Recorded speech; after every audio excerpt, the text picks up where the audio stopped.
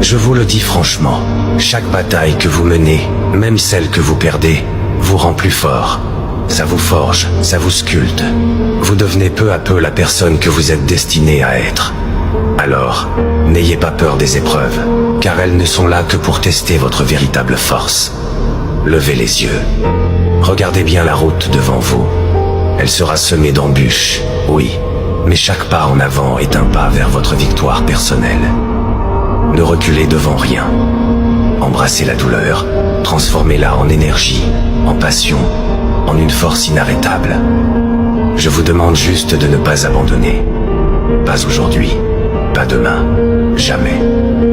Parce que le moment où vous êtes sur le point de renoncer, c'est souvent le moment juste avant que tout ne commence à s'arranger. Croyez en vous, même quand personne d'autre ne le fait. Prouvez-leur qu'ils ont tort. La mélancolie de ce moment, cette musique triste que vous entendez, n'est pas là pour vous rappeler vos échecs, mais pour vous montrer que même dans la tristesse, il y a une beauté, une force qui attend d'être découverte. La loyauté, c'est ce qui nous distingue. C'est ce qui forge les liens, qui rend une famille solide et qui crée des alliances durables. Loyauté envers soi-même, envers sa famille, ses amis et ceux avec qui on choisit de cheminer. C'est un principe fondamental, un socle sur lequel repose tout le reste. Lorsque la vie nous met à l'épreuve, c'est la loyauté qui nous maintient debout, qui nous rappelle d'où nous venons et pourquoi nous nous battons. La loyauté, c'est savoir qu'on peut compter sur ses proches, mais aussi qu'ils peuvent compter sur nous.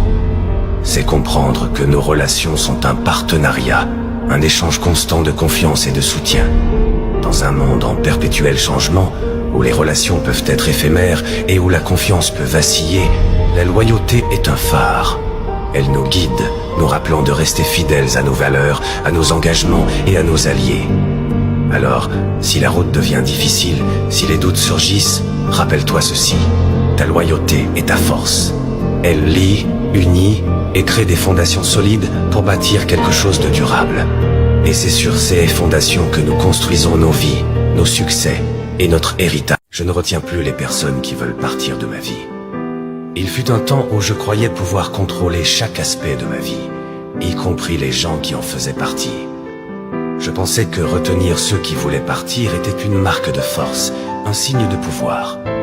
Mais la vie, avec son lot de trahisons et de pertes, m'a enseigné une leçon bien différente, une leçon d'humilité et de lâcher prise. J'ai appris que les gens doivent être libres de choisir leur chemin, même si ce choix les éloigne de nous. Les retenir contre leur volonté, c'est comme essayer de saisir l'eau avec les doigts.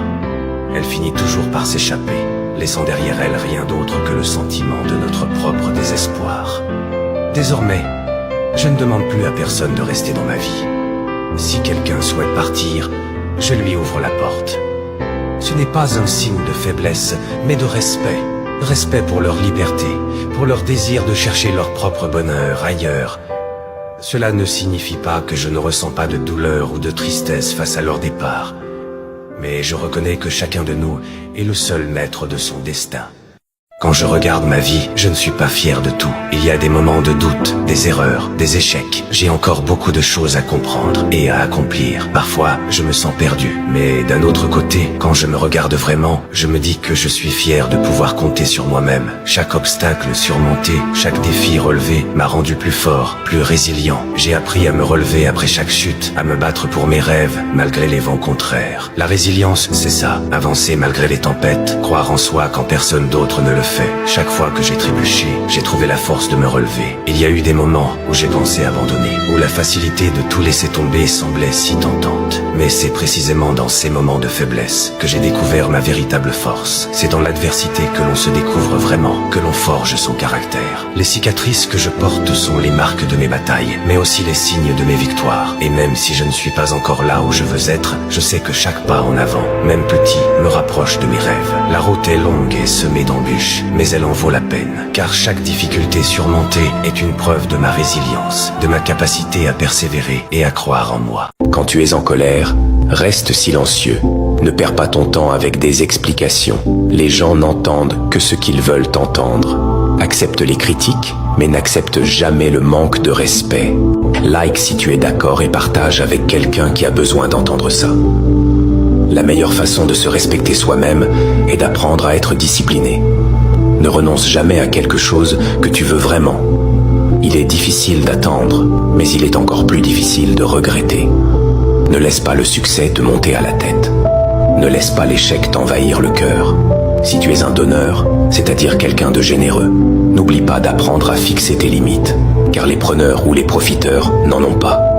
Souviens-toi qu'il vaut mieux pleurer que se mettre en colère, car la colère blesse les autres, tandis que les larmes coulent silencieusement dans l'âme et purifient le cœur. Commente 100 si tu as écouté jusqu'ici. Cela montre que tu fais partie des 1% qui terminent ce qu'ils ont commencé. Si tu veux vraiment changer et devenir meilleur, rejoins notre communauté en t'abonnant à notre compte. Que Dieu te bénisse.